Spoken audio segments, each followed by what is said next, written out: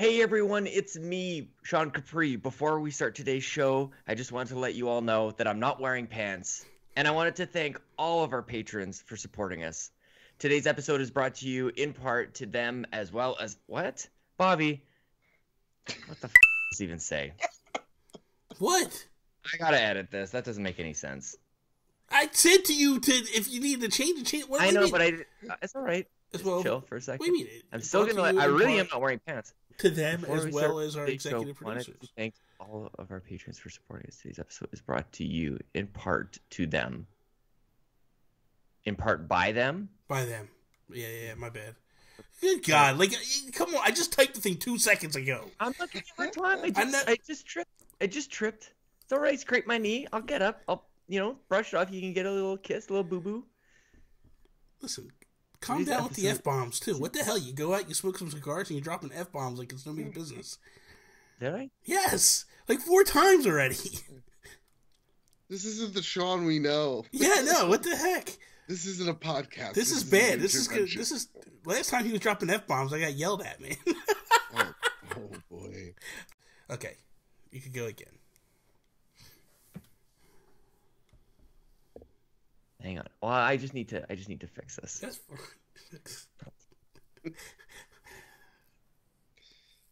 As you can see, Joseph, if people that pay attention to this show, this is very well edited and well put together on the back end.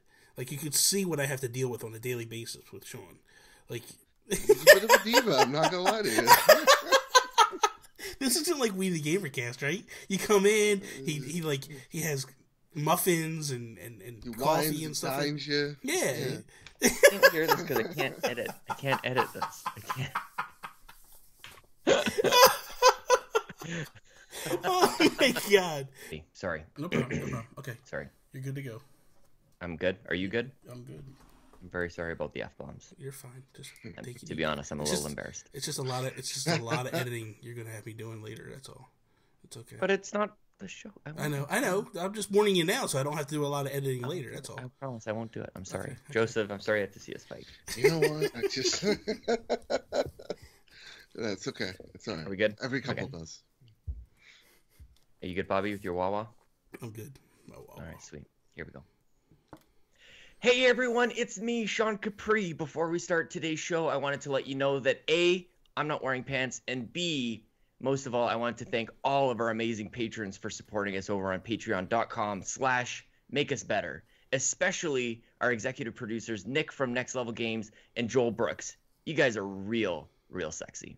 If we ran Nintendo.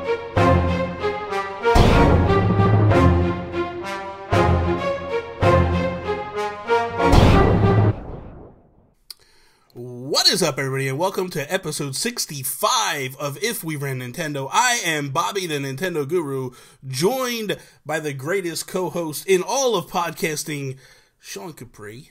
What is up, Sean? Hello, Bobby. Hello, Hi, Sean. Hi, Sean. It's nice to see you. You too. Nice to see you. It's nice to be seen by you. It's nice to be seen by you and be in your presence. I agree. It is. Your brand new webcam is so crystal clear. I feel like I can smell your manly musk. That's, you know what? I did this for you. I actually put and it's invigorating to me. It's invigorating. You know what? I couldn't agree more. I feel the same. I feel the love. I feel like you smell like a shower in the woods. Like whatever that smells like. That's what I'm gathering from you. Either that or you smell like a dude who's been playing ARMS since Friday. I haven't been playing ARMS since Friday. I played a little bit. But not a lot. Today we are joined by YouTuber extraordinaire, Joseph Moran, Polygames. Yay! What's up, Joseph? I need to do this more. We need to clap for again. Yeah, thank you. I ordered that applause. I said I'm not coming unless whenever my name is said, there's at least a slight applause. I'm doing pretty good. I've been playing ARMS. Since release. That's awesome. God, way too much. Too much. I'm having so much fun. There's never too much. There's never too much. I woke up. I started playing while I was eating breakfast, and then while we were waiting to start, that's what I was doing. That's awesome. That is awesome. I played a little bit yesterday. I probably maybe put an hour in, but I'm loving the time that I'm putting in. I actually switched my characters. I was using Master Mummy, and I switched to Ninjara, whatever. And I like him, and I like that like vanish jump he does. Like you jump up and you can kind of like teleport to a. I like that. It's nice. It's a nice move.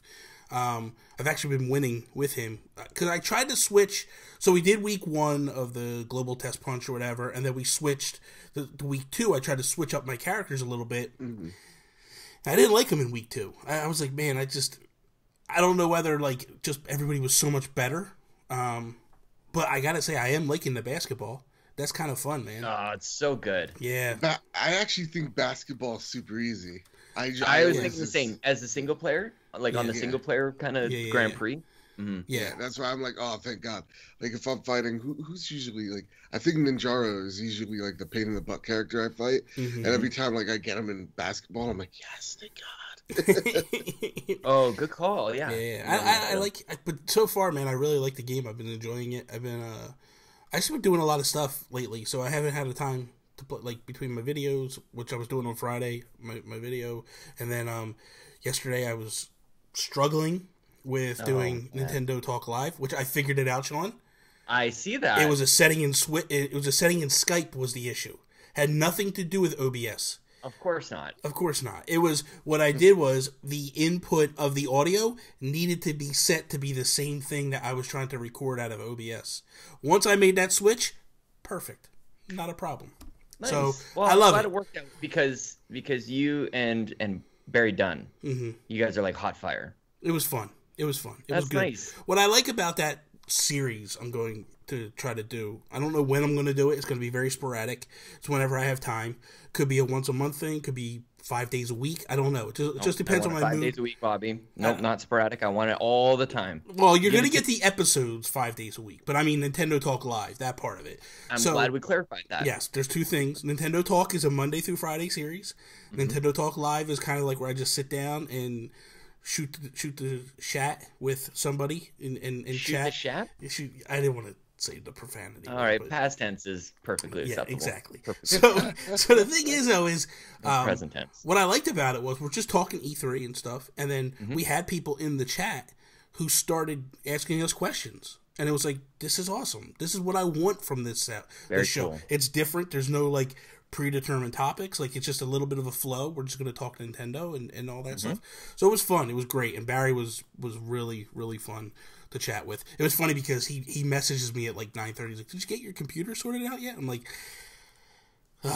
at that point I hadn't. And I was like, I ignored his message and I started to tinker to figure it out. And when I figured it out, I was like, Barry, are you around? He's like, yeah. I was like, can you test this with me? 3 a.m. For him, yeah. Yeah. And he's like, yeah. Gosh. And next thing I know, he messages me and he's like, so I don't know, when do you want to do this? I'm like, well, you told me you can't do it now. He goes, I can do it now. And I was like, let's go live. And I just turned it on and we went live and we were streaming on YouTube and it was awesome.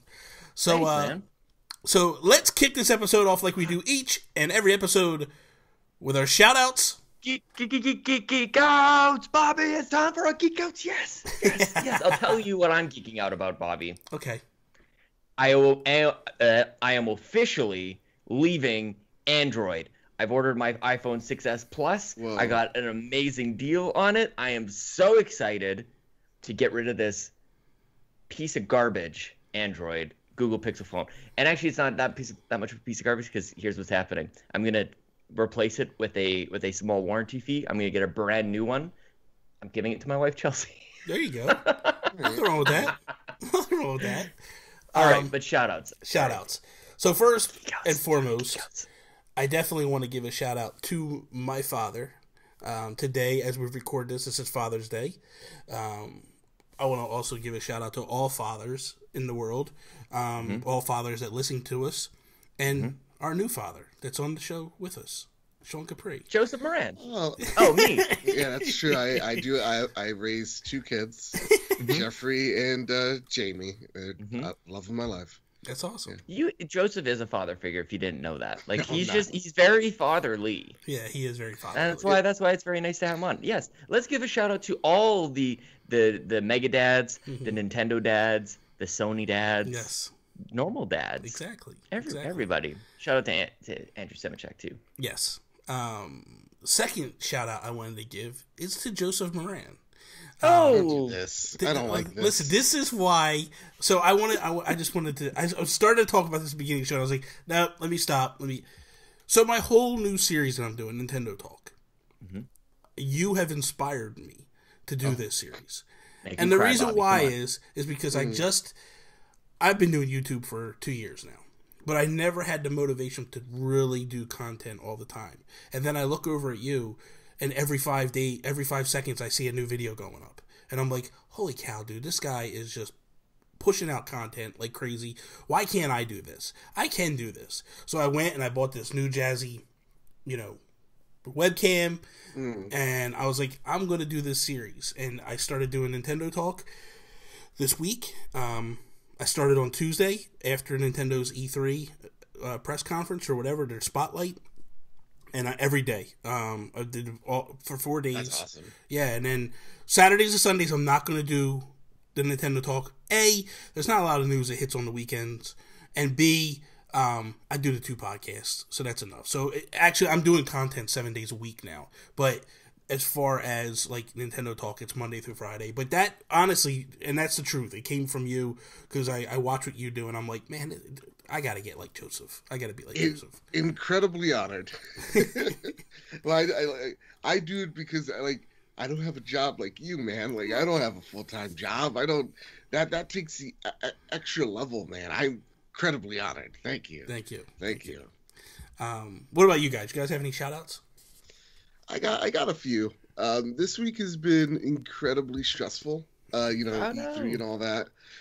Mm-hmm. And I did a podcast with some of my friends, my real life friends. They have channels, Snowy Game Studio, Henry Press. Check them out. And it was great. It was like a 2-hour podcast all about E3. And then when I go to upload it, files corrupted. And I was just like, that's the worst. Oh God. And it was like Friday midday. And I'm just like, I need to get this out. Like, this needs to happen. What do I do? So I go across the pond to my friend Mr. Moody from the Glorious Movie Cast, and this guy, man, thank you so much. He saved it? What happened? He saved the day. We did it over again, and I gotta say, it was even better than the first one. Not to say that never happens. Like, we're fantastic, but there's something I love. I love the one-on-one conversations, and man, we did great work. Oh, I was so happy. So I want to thank him, and then also I want to thank Corey, Mr. MC Fixer, for my Xbox and Me that I co-host, and that I was able to even meet Sir Moody because of that. So there's a chain of thank yous. I need to talk to Mr. McFixer. Yeah. I need a little Xbox love on We the Gamercast. We're gonna have to set something up with that. He's a you know how busy this kid is. Let me tell you, he inspired. Like, if I'm inspiring, let me tell you, Bobby, watch this kid because he is. Oh my God. We can book in August. We can book ahead of time. That's fine. It's nuts. Figure it out. The thing is like I've had episodes disappear on me, and I've had to do replacement episodes. And man, the one time it happened to me when I had the Geekcast, I in a panic, I contacted Mark Carabin and Warp Whistle Podcast. I was like, Mark, I need your help. We went in, it was just going to be like a 30-minute chat. Ended up being like 45 minutes. We turned the cameras off. We go for another 15, 20 minutes, and we just talked. And it was just talking gaming. It was like a nice flow. It was like one of my favorite episodes, back in the day when we did it. And everything happens for a reason, man. And sometimes, good stuff comes out of bad things, so you just got to look at the positive. Oh, yeah. Sean, do you have any shout-outs before we... Bobby, I have 3 shout-outs. Okay. The first one, our good friend Todd Oxtra. And you give a big old high five to Todd. Thank you for having Bobby and I on the Secret Friends Unite podcast. You can find them on Twitter at Secret Friends U, which reminds me of a university. Was I really on, though? Well, I was going to give you a bit of an out, but you showed up. Yeah. You tried. My internet went down in the middle. And God took your internet away. Yeah. God was just like, you don't belong on this show today. Come here. He was like, no internet for you. Poop. Gone. You know what my favorite part about that show, obviously, aside from Todd and Lisa, just hanging out with those guys, the best thing was like last week, like Joseph mentioned, we were in the thick of E3. I think we were all very tired. We mentioned this on the show. We were very. It was a stressful week. There's a lot of things to take in and then to put out. There's a lot of give and take in and out, and not the burgers. It was nice to reflect on E3 out of the bubble, out of the really the crap storm. Yeah. This storm, Bobby. Yeah. And so like it was nice because he sort of asked like what was your favorite part and like what did you think overall, and I think if you like in the middle of it, I think even after Nintendo's press conference or their spotlight aired, people were a little ho-hum on it. And then outside of it, I look back, I'm like, man, I can't afford even half of the stuff that was announced. I'm so pumped and I want to pre-order everything. So like that has to be like a good sign. So maybe we're just a little spoiled. Maybe we need some more groundbreaking surprises. But overall, I really love D3 and I love being on this podcast. I agree. And the thing is like the three of us were on your show, We the Gamercast, and at that time I was like, UB won E3, and I still feel that UB had a lot of great things coming out of that. But in retrospect, when I look back and I look at the broader picture for Nintendo, not just that 25-minute spotlight. Like, you look at the stuff that came after, I start to change my stance a little bit, and I feel like Nintendo really pulled it back in. Like, dude, and that's days later, like, looking back, and I look back and I go, man, like, holy crap, like, all the amiibo that came out of that, all Metroid, a new Metroid game, like, not only did we get the Prime announcement, but you get a brand new Metroid game coming. Like, that's awesome. You know, and there's just a lot of stuff that came out days later that was just like, oh, look at how many times have I said, like, I'm not going back to the 3DS. The only thing that makes me go back to the 3DS is Chicken Wiggle. That's it. When Jules puts his game out, that's it. Dude, Metroid, I'm going back. Like, that game got me hyped, and I was like, this is enough to make me open up my 3DS and play it again. You know what I mean? Like, I'm going to go for it. And so when I look back at that, like, I definitely feel like Nintendo won against Sony and Xbox, no doubt in my mind where that comes. Ubi, I think, the reason why I think I liked Ubi so much was there was just a lot of surprises. Stuff that, even though you knew Mario Rabbids was coming, to actually see that and see, like, Miyamoto on the stage was massive. You know what I mean? Like, so for me, that's why I look at it. You know, I think those two were, you could flip-flop. You know what I mean? I always look at E3 as like, Adam Sessler said it perfectly. Like, every conference is a story and someone's telling it. And when it comes to like the major three, like Xbox, their question they were at, you know, that needed to be answered was, why do I need a Scorpio or Xbox One X? Sony, why do I need to keep you around? Why are you the top dog? And Nintendo, show me you're working on stuff. Don't pull a Wii U on us. Yeah. And so when I look at all three of those, I feel like the only successful one's Nintendo. Because like when people are like complaining about like, well, they showed Metroid and Pokemon, they're just a logo and a concept. And I'm like, yeah, that's what we wanted though. Like that's where our expectations were, because we're not expecting Metroid to come out 2017 or even 2018. What we're expecting is, hey, we're working on stuff for the long term for this console. Yeah. And the thing too is, I'm sorry, Shelby, we'll get back to your challenge in a second. But the thing too is, everybody Todd is getting the biggest shout out ever. This is all Secret Friends Unite, guys. Yeah. So everybody prior that did predictions, that did predict that we were going to hear about Metroid Prime 4, every single person predicted we're just going to see a logo. We're just going to see Samus's visor pop up. We get that, and then every's mad about it, and it's like, come on, guys. Oh, I don't know about that. I didn't hear. Trust me. Oh, that's yeah. I seen a lot of people upset about it, and it was just like, okay, rein in the expectations. We just wanted to know they were making it. I know they're making it now. I'm happy. You know what I mean? Like, I can move on. And the other thing too is, like, you came out of the Pokemon Direct a couple days before, and everybody was so mad because we heard nothing about the Switch. They come out and they say, hey guys, we are working on this. You should be happy. You're getting what you wanted ultimately. Like, your anger 2 days before should be silenced now. And that's the other thing. He was probably working on the game as he was talking about. He was writing a note. Yeah, he was doing stuff. He was like taking designing notes. the game right there. And he's like, take a second, tell the people. Yeah, I really think that was a fix. I something in the back of my mind, just the way they presented that, for him just like, because it was like so impromptu. Like there was no logo for Pokemon. Yeah. It was just like, I would like to think that was a reaction of the Direct, because you look at him and he's just drawing a piece of paper and just a camera looking at him. He's like, yeah, of course we're making a Switch Pokemon game. Well, the only reason I would say that I don't feel like that was a fix, like that was always planned, was it didn't go over 25 minutes. It stopped at 25 minutes direct. Yeah, that's true. And they had talked about that before. Like, this is 25 minutes. That's all it is. So that, I think, is... See, I'm actually with Joseph, and I actually think that none of us speak Japanese. We don't know what he actually said. We just know what the dub said. So they may have just changed the dub. He was just basically saying, like, ha ha ha, you're getting Pokemon or Pokken Tournament. Stick that in your pipe and smoke it. And then the dub guy goes, oh, no. You're also going to... Get it on the Switch. He actually said, haha, I bet you guys are hoping that I'll say something about Switch, but I'll tell you, I got nothing to announce. That would be so hilarious. Like, no, that won't go over well. That would be hilarious. Change it. Quick shout out to Matt Knight at skinny_Matt K, because he predicted new Metroid 2D or 3D. I'm going to give him for both. He's getting both of them. Yeah, man. It's amazing. I like Matt Knight. Good dude. Oh, man. You guys brought up so much stuff there that we could have just, could talked about that the whole podcast. I know. Crap, I love E3. I want to shout out to a good friend of ours, Alejandro Buendia.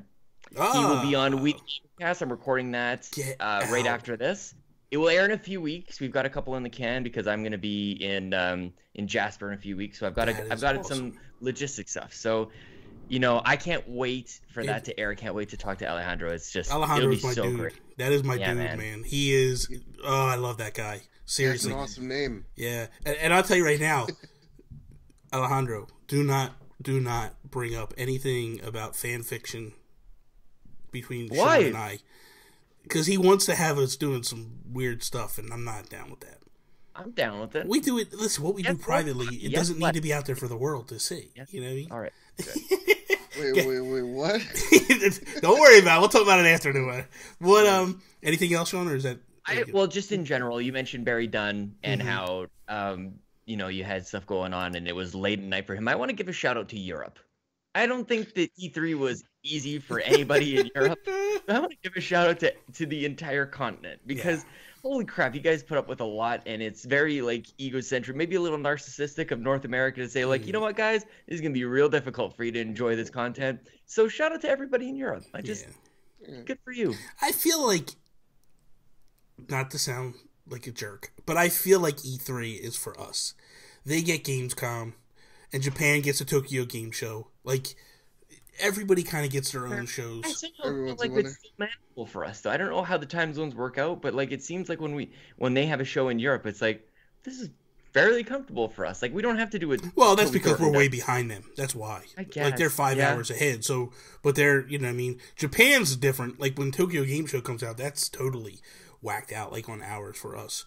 But it is what it is. That's all I got. That's my last. I left the continent. So this episode, we're going to do something a little different than our typical stuff. If we have time, we'll jump into some topics. But the main reason why we brought Joseph on was Joseph had the opportunity to play Super Mario Odyssey a couple days ago over at Nintendo New York, the Nintendo store in New York City. So I kind of was like, man, this would be kind of cool to just pick someone's brain a little bit. So you went over there. Yeah. Was it just open to the public, or did you have to wait in line to go play? I obviously had to wait in line, but yeah. So I learned about this the day before, and I was just like, what's an excuse to go to New York again and to the Nintendo store again this week. I'll do it for the YouTube channel. So I went to Nintendo New York. And I walked upstairs. I was expecting a line at the door. Thankfully, I got there semi-early-ish. Mm-hmm. I got there during kind of lunch. So I was just okay. I was only behind 9 people. Okay. And they had about, I would like to say, 5 stations up. Mm-hmm. Every station you get a 10-15 minute demo. Okay. So it took me about 40 minutes to go and finally get my hands on it. But it was open to the public, and yeah, it It was awesome. So, okay. So my question is was it a demo where you could actually play the game, or what? And I don't mean to obviously play the game, but I mean, like, was it where you played the game and you could, like, pick where you went and pick your world, or was it a demo where you just had pre-designated levels that you could play? A little bit of both. You can choose either the Mexico level, I call it, because I still forgot the name, or you could choose New Donk City. Okay. Yeah. And then, so it was just a thing where you just pick what level you want to play, you click it, and you go in. Mm-hmm. Now, when you got to that level, was the level like a Galaxy, like a Super Mario 64 feel to it? That's why I loved it so much. It was definitely Mario 64. When it comes to the Mexico level, it reminded me of the Egypt level from Mario 64, the pyramids and all that. Mm-hmm. It gave me that 64 vibe, definitely. So, in theory, I guess the easiest way to assume what we're going to get is, like, you go in, you pick your world, you have a goal, you accomplish that goal, it'll pull you back out, then you can go back into that world, and the different goal is set up for us the second time. Like, because this one rather than my dog just ran down here. I don't know how he got down here. This one, stuff you dead in your tracks. I know, and it just threw me off. Dog. It just threw me off. This one, as opposed to the star pieces, it seems like we're picking up moon pieces. Is that correct? Okay. Yeah. And they're a lot more clever about it as well. Okay. So the Mexico level actually teaches you a lot about where the moons are, and it's really about thinking outside of the box and actually even thinking outside of the platforming in general.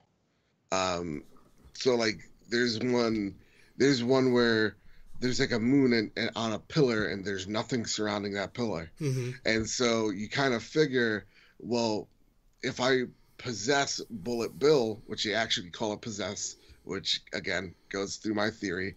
Mario is a transdimensional god we should fear and also revere. You could possess Bullet Bill, and you can actually fly to where that moon is and take it. Okay. Or like there's a moon trapped in a box that like is cracked, so you can break it. Okay. And you could go with Bullet Bill again and then break that block. Yeah. So the moons are actually they're scattered around that whole entire level. So in this game we get Cappy, which is the hat that like you throw and whatever. How's that mechanic feel to you? Cappy feels awesome, and especially, and I can't believe I'm saying this, with motion control. Really? Yeah. So you were playing with Joy-Con separated? Yeah, every single one had Joy-Con. Sean's freaking out. Every one of them had Joy-Con separated, yeah.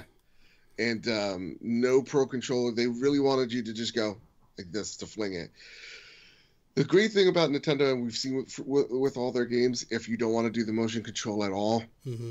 there are always easy way around. So the guy's telling me like, okay, well, if you don't want to fling it, just press Y, and instead of going in the direction of which your motion is, it'll just go directly in front of you.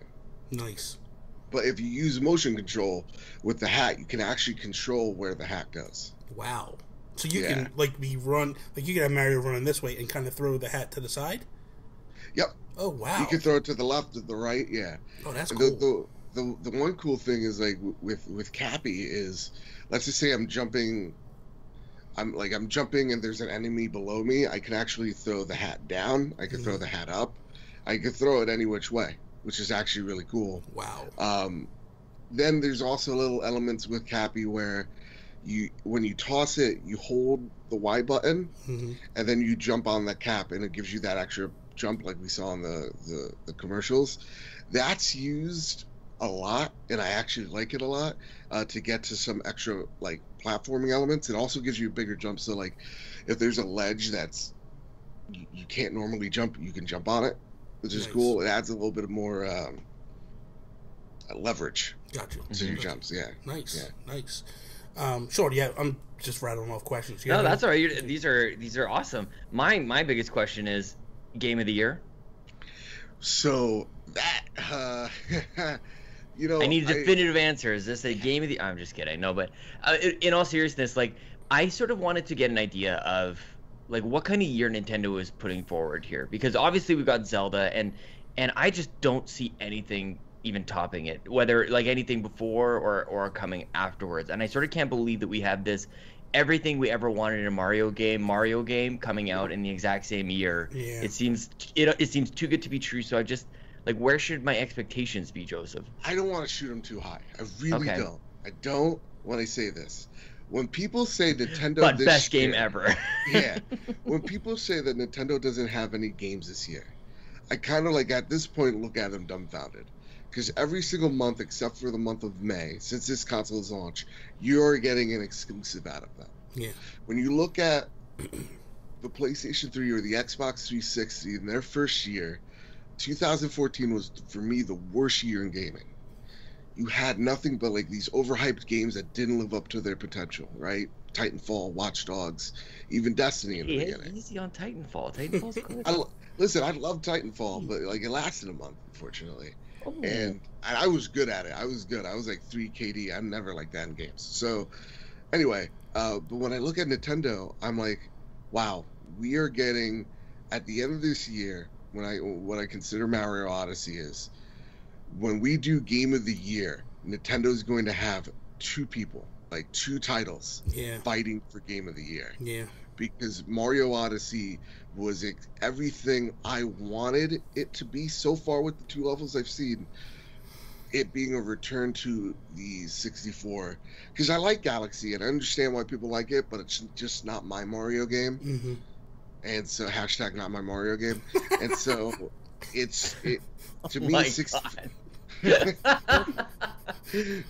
to me 64 is the last great Mario game. Yeah. Mm-hmm. And so my next question, Joseph, is about the camera. I want to know about the camera, because when I think about Mario 64 and everybody's saying that this is sort of a callback to that, all I need from that game is a little bit better of a camera. Is it... And I also think about the newer games with the 3D worlds and 3D land, where it's sort of fixed. It is 3D, and in 3D worlds, specific, like, you can sort of, like, move it a little bit. But, like, is this a full swing, like a 360-degree camera? Like, what can we expect on that front? So, that's a great question, and I'll answer it with this. I think it's great because I didn't think about it. Okay. And that's the best way. That's the best thing it could be. When you don't have to think about the camera. You know, that was the one thing with 64 was you would get to a point where it was like, well, can I tinker? Can I move the camera around or not or whatever? Like, to not think about it's a really good thing to have, honestly. Yeah. It does a really good job of when you're doing the platforming to switch the camera angles up a little bit. But is it? I guess my question is it more like, is it like a 3D? Like, is it like an Uncharted where you're actively swinging the camera? Like, it's like a look mechanic? No. But it's doing it for you. Yeah, it's kind of doing it for you, and it's also directional. You know, whatever you're looking, that's where the camera's going. Kind of right. Like okay. Yeah. Interesting.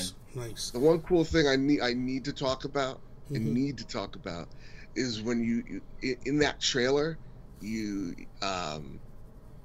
see Mario do the Link Between Worlds or whatever. Oh yeah. That they do that a couple of times. Every single time, it blows my mind. Mm-hmm. And it's also just like this extra awesome mechanic in the game where it's kind of like learning.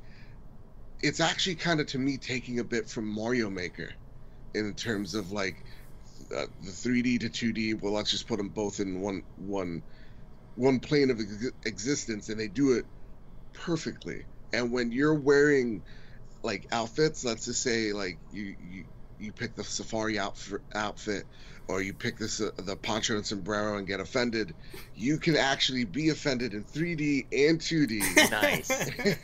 Because his outfit will appear in 8-bit. That's cool.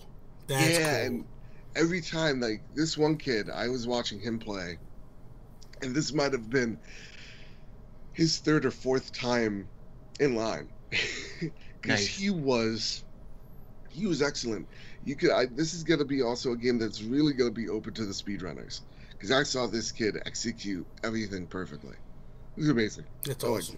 liked The what about the music? good. I'm sorry, Bobby. No, I'm go sorry. ahead, What about the music? Because the trailer that we got at E3 had this this vocal track. Like, it was very different, very jazzy. I was digging it. What about in game? Oh, I'm glad someone was. In game, so I'm guessing, I'm guessing every level has a theme. So Okay. yeah, so New Donk City has that jazzy noir feel, as where the desert has a more desert arid feel to it. Mhm. New Donk City is actually a lot about the music. Yeah. You're trying the main Broadway point is trying to get this jazz group together, or back together. Okay. Yeah, and I actually found this out. The lead singer of that jazz band is Paulina. Yeah, from the original Donkey Kong game. Blew my mind. Yeah. But yeah, so the music is on point, and also, if you guys want to talk about New Donk City, I walked into, I think the reason why I was so skeptical of New Donk City, or just Mario Odyssey in general, was New Donk City, and because of the people. It's weird. Yeah. And I got warmed up to it because I think I played the Mexico level first, so I just identified the fact that there's different beings in this whole universe. Yeah. So I just don't perceive them as human. Yeah. And that makes me feel better about the whole situation. Yeah, it's almost like every word, because that's what I started to feel when I watched the trailer. Like, you go to a Jurassic Park type world, you know what I mean? And that looks more realistic, you know? Like, the dinosaurs felt real, the plants felt more real. So it's almost like when you go to these different worlds, you could get anything thrown at you. And I don't know, I'm digging the feel. So obviously you played both ones.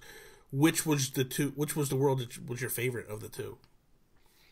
I would have to say the desert level, just because it felt like Mario 64. New Donk City is something different that I haven't seen from a Mario game in a very, maybe even ever. Yeah. It felt rather, you were scaling buildings, and you were going, it was kind of more, I guess the word is it was more vertical than anything. Yeah.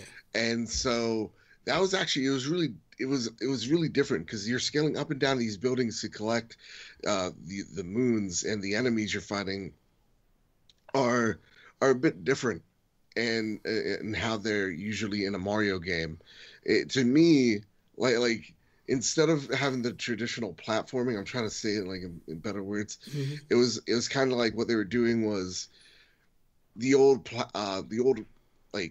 making of New York City back in the early 1910s, 1930s type of deal, where you had those construction workers sitting on that metal steel thing in the middle of the sky. That's what it was. So you had parts of it where you're in this kind of a bit of a construction area type feel, and you're scaling the building to collect the moons. So it was cool. It was different. And also they introduced little mini games where you possess a guy, and you do this little remote control car mini game. There's a lot more mini games in that one, but again, I didn't have too many problems with it. But I would have to say the Mexico level, because it really brought me back to my childhood. 64 is my game. So I had a question and I lost it. I know. Man. I also played Pokken. I also played Fire Emblem. Fire Emblem Warriors? Ooh. Yep. Oh, okay. How did you feel about that? Which one? Fire Emblem.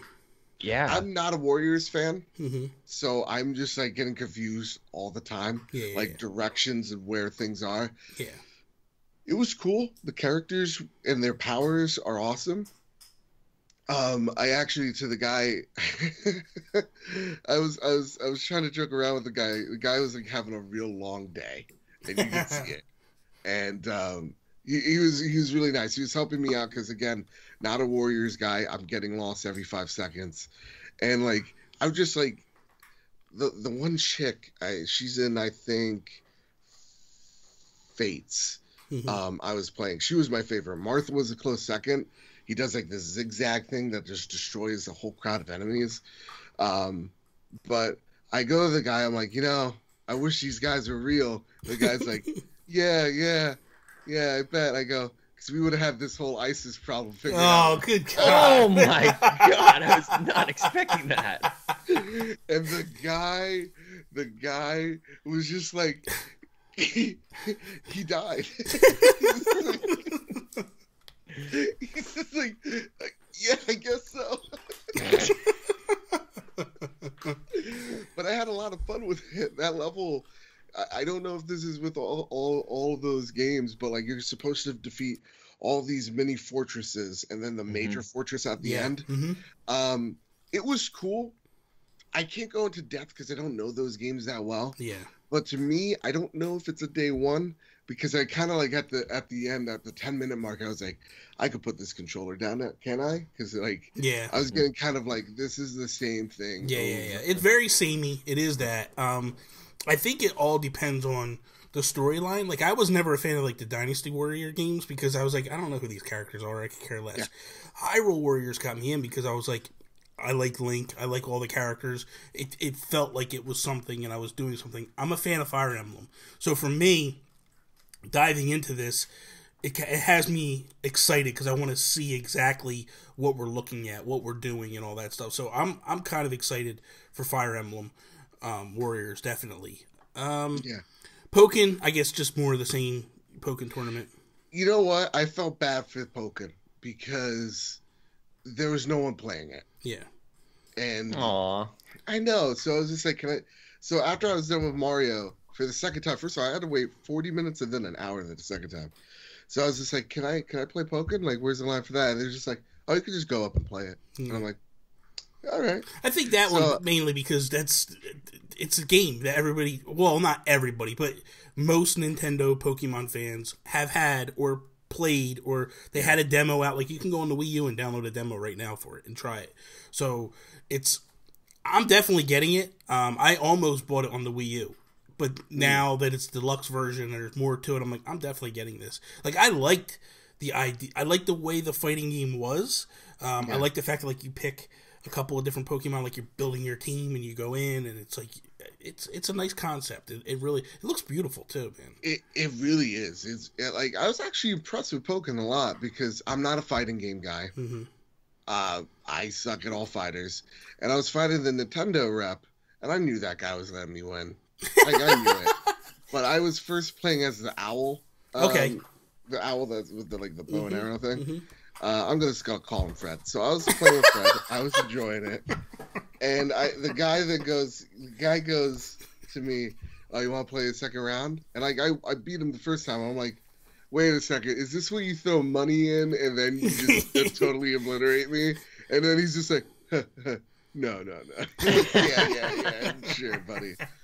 But then this apparently pro like Pokemon player actually went right next to me. I didn't catch his name. I felt like an idiot. I should have asked and like handed him a thing, like going, have you heard of this channel, Potty Games? They're pretty awesome. But let's do lunch. My agent's calling your people. But he was actually super nice. Yeah. Which I found with the Pokemon community, they're like a lot. Like, they just want people in. Yeah. Like, they're really one of my buddies. He plays Pokemon. Terrific guy. This guy, you think of the pros, and you're just like, they're these bratty little like kids, nerds who think like they're the hot shots. Yeah. I think they're the jocks in high school. I've always hated that in esports. Everybody wants to be Triple H. Nobody wants to be, the face. Yeah. I hate that. And this guy was one of the nicest dudes ever. He's like, I'm gonna pick one of the new characters I've never played, mm-hmm. and we're gonna just have fun. Yeah. And I'm like, okay. And he showed me the ropes. He told me how to block. He told me how to grab. And at the end of it, where I was actually doing pretty good. Yeah. And I have to actually say, Pokken is actually a hell of a lot of fun. It is. The little bit I played of it, I loved it. I had a good time with it, man. Yeah, like, Nintendo's really good at, like, when it comes to fighters or, like, just multiplayer games in general, there's enough to bring people in, mm-hmm. and as a casual player, like ARMS. There's enough for a casual, and then you could go in depth, so there's enough for, like, you could start a pro league. Yeah. And that's the same with Pokken. I loved all the characters. Fred, there's this big fat penguin guy. I don't know the new Pokemon guys. You lose me after Gen 2. So I played as this big fat penguin dude, and I just called him. I was like, Bobby, do you know who he's talking about? No. It was like John Cena in Surf's Up Penguin meets Happy Feet Penguin. So I just called him Angry Feet. I played his head. I enjoyed myself.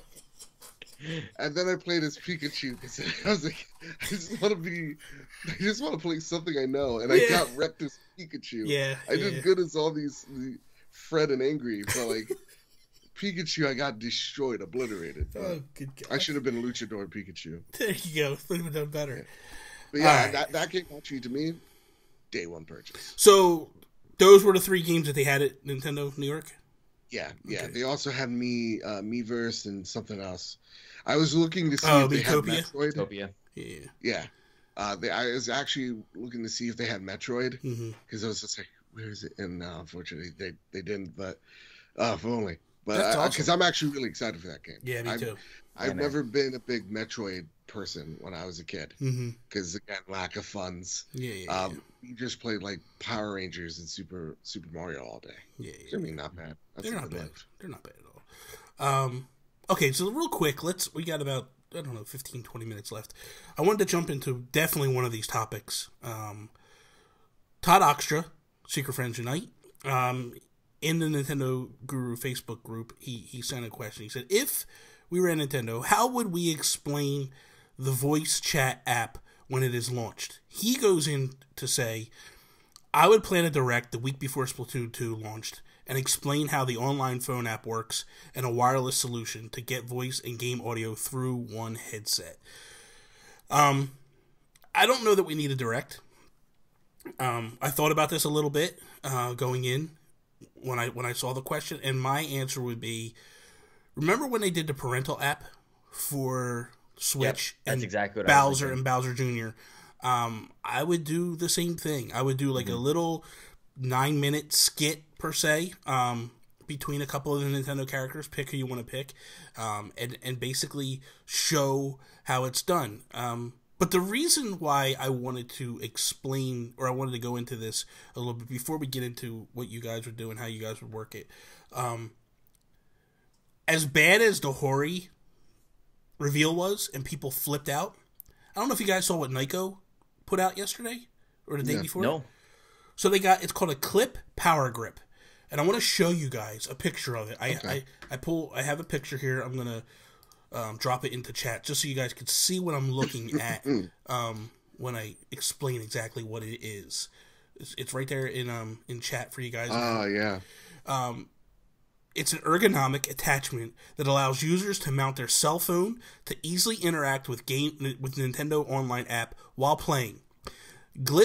Clip Grip Power also includes an internal battery, which gives users extra playtime by serving as a versatile secondary power source for the Joy-Cons, cell phone, or Switch console itself. So this thing is like all-in-one, basically. It also includes built-in storage for game cards and micro SD cards inside the grip and easy access. You can pre-order it now at Amazon.com for $24.99.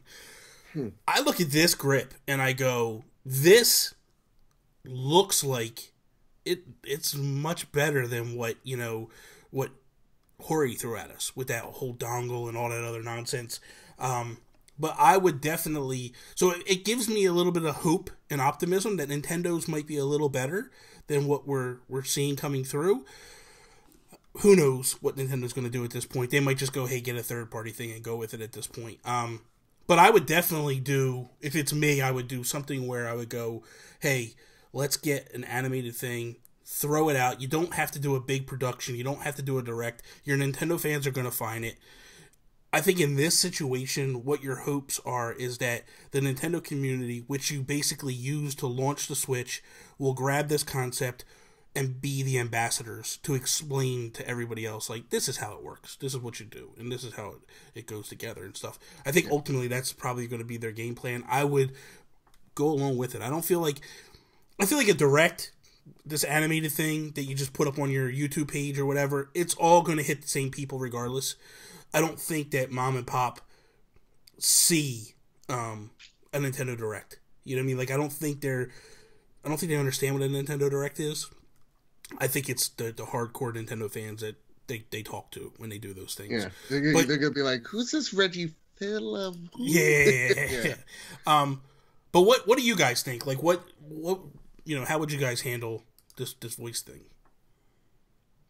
I don't know, man. It's so there's not really a nice way to do it. I think that ultimately the rollout message, I think, is what we're talking about here. Is I agree with you. Some sort of like little pre-produced sort of thing that can sit on the Switch that you can access it through, like maybe the news, or maybe there's like a section that they build out in maybe an updated UI where you can go where you can find the parental controls and all the little things that you need to do, and that all looks really, really good.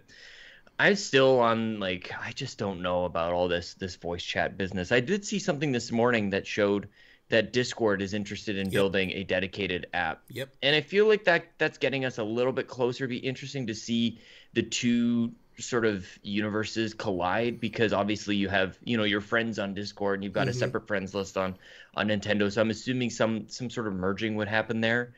I think that's getting us in the right direction. If I have to use a phone, then I already know Discord, and so at least we're starting to grasp onto something that's a little bit familiar for at least some people, or the hardcore, and that's where you start to build you start to get some ambassadors from that group. So maybe that's part of it. When I hear that, it just makes me think that we're very far away. And I really don't even know if we're gonna have anything outside of something built into Splatoon, like a party chat sort of thing, by the time that comes out. We're really only about a month away. So I'm not really sure. So I'm not it's hard to talk about the rollout message without knowing the actual solution to it. I would hope that they actually pursue this Discord thing. But holy crap, this is this is a challenge, man. Yeah, I'll take it a step further. Reggie also was interviewed, obviously during E3. He get a lot of interviews, and Reggie came out and said, this is not something we're rushing. We're listening to all the feedback. We hear what you're saying. We're trying to figure out the best possible solution to appease everybody. So it's not, to me, I feel like they're taking this serious. I feel like with the Switch, they've been listening to people to some degree. We want games. They're bringing games. They're trying to appease all sides. Sure. And they're doing the best they can. Because he even mentions, he's like, look, we know you want YouTube. We know you want Netflix and all that. We're trying to make it all work together and to be the ultimate package when we put it out. We don't just want to rush it out there and then have to fix it later on. And I like that. I don't you know what I mean? Because let's be honest, if they throw something out there and it's wonky, everybody's going to blow up and get mad about it. So at least do it right. If you're going to do it, do it right. To be fair, they're about 10 years late to this voice chat party. Absolutely. So they do have to get it right immediately. They can't be figuring it out as they go. So that would be fair. What was I going to say? I think... Crap, Bobby, I lost it. Go ahead, Joseph. I'll come back to it. If I ran Nintendo and I got a suit and tie and everything, suitcase and all, I think something similar to what you said, Bobby. I would get something where it's the Inkling girls or boy and girl, and just kind of explain it via video of what this chat is and what it does, and also, I would love for them to do something like a Discord, but to me, not even that controller solution is the solution for me. I agree. I would just rather have an app in the console and have that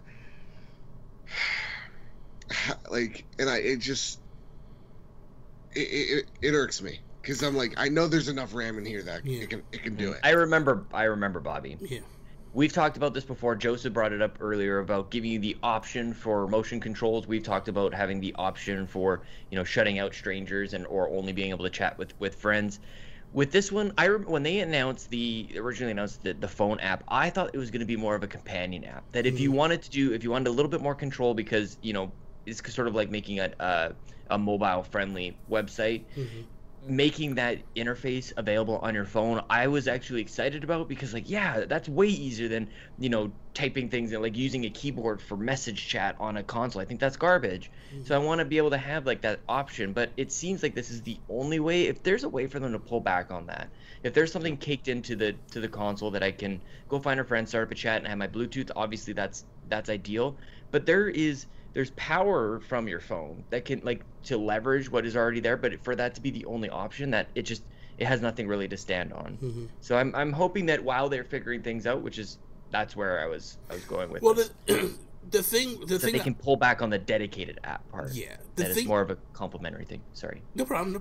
The thing that I am kind of excited about with this Discord announcement is this: Nintendo's known that if somebody comes with a good thing that can benefit all parties, they'll partner with that company and do things. Like DNA is a prime example. So if Discord comes and shows Nintendo, like, this is what we want to do, I would not put it past Nintendo to go, you know what, our chat option is garbage. How about we work together? And now we see what you're doing. You can implement your Nintendo ID and all that stuff into that Discord app that's on the thing, and now your Nintendo friends are in your Discord chat where you can actually log in and start talking to people via Discord.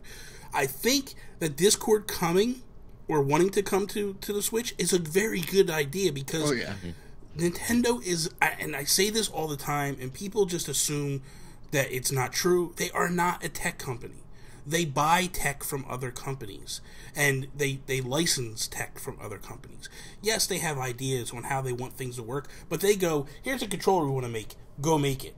This is the idea we want to do. They think about software first before the hardware. Exactly. And the hardware goes and complements the software. Yes. So this could be something that it's out of their wheelhouse, and they're not sure how to handle. So a company like Discord coming in and wanting to be a part of it is a good thing, because this could be where Discord just goes, hey, this is how you need to do it. And then Nintendo goes, boom, that works. Let's do something together. Like, I'm excited that Discord wants to be a part of this, because let's be honest, that's all anybody's talking about right now is, oh, well, I just wish that we could use Discord, because Discord works for us. We're already using Discord. And Discord was created by gamers for gamers. Like, it was made because they needed a viable chat option because Skype was failing all the time.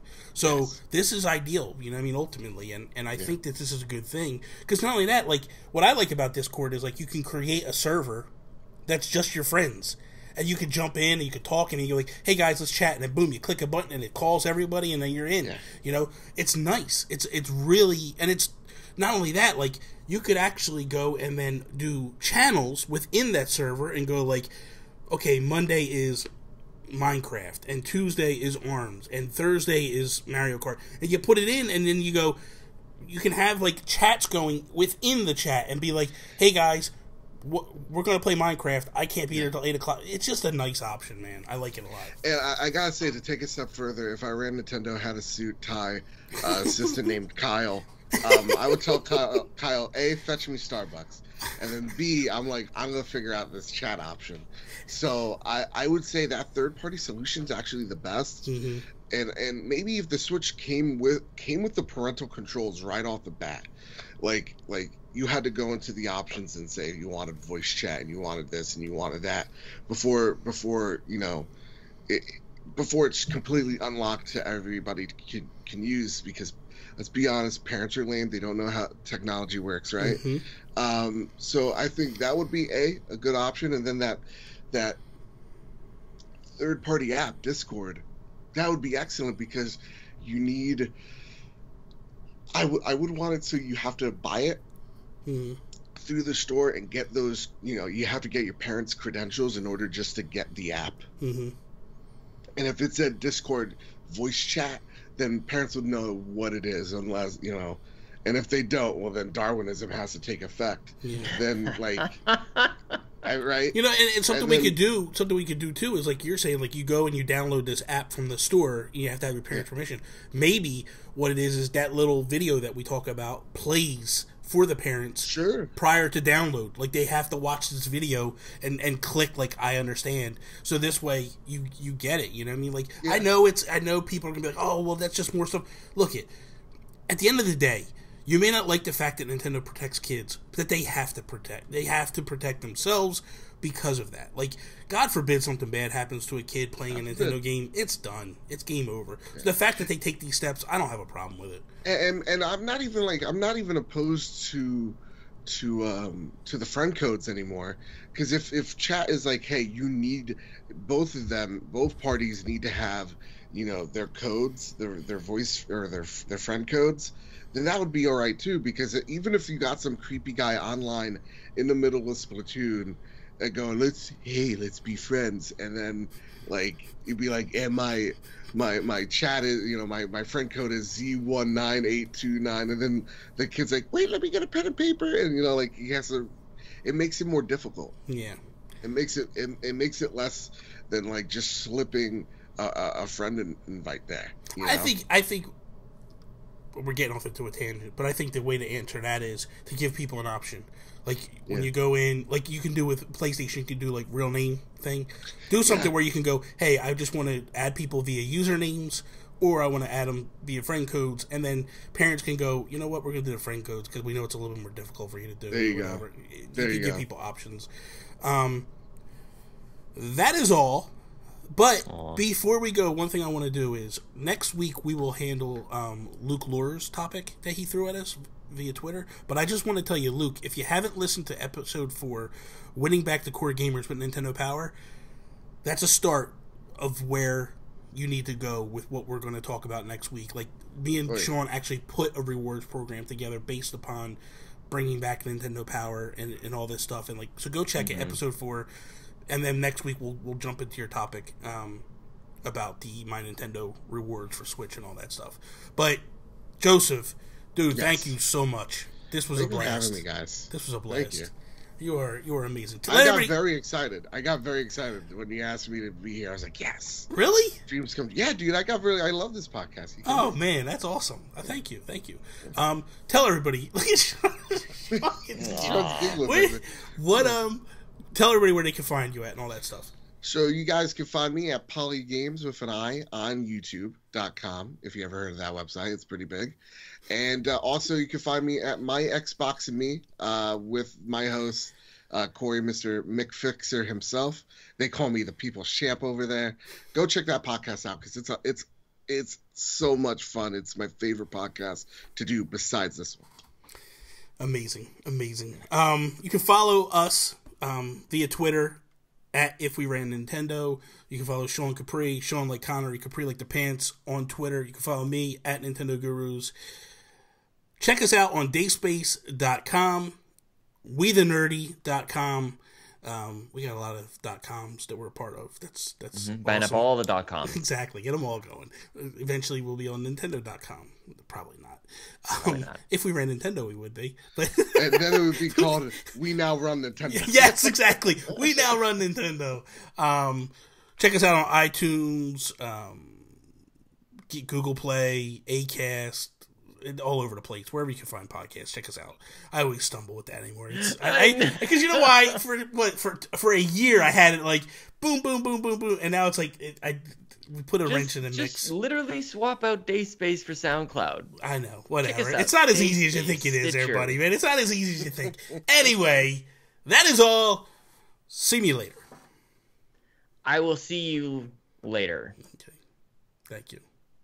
Still not wearing pants.